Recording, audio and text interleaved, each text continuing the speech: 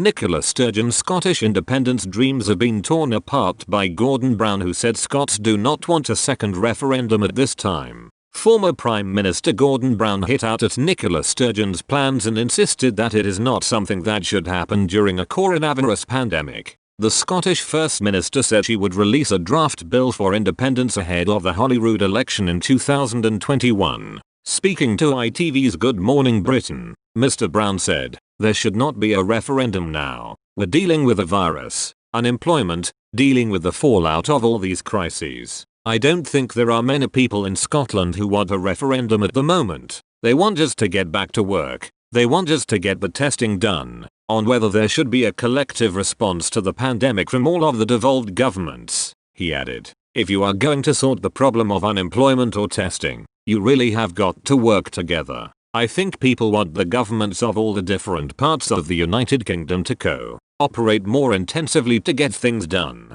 It comes as a Conservative motion calling on the Scottish Government to drop its plans for an independence referendum bill has failed at Holyrood. Tory MSP Jamie Green put forward a motion saying the government should drop its plans for a further referendum bill and focus on closing the attainment gap. Following a debate in the Scottish Parliament, MSPs instead voted by 65 to 55 in favour of an amendment by Education Secretary John Swinney. This said the educational attainment gap was caused by poverty, which was exacerbated by the policy choices of the Conservative administration at Westminster. During the programme for government announced on the 1st of September, Nicola Sturgeon said she would publish a draft bill proposing terms and timing for an independence referendum. Mr. Green said his motion asked the Scottish Parliament to focus what time and attention we can on education and not on passing bills on referendums. He added, "The government's attempt to amend the motion speaks for itself. Because you know when the SNP shoves Brexit,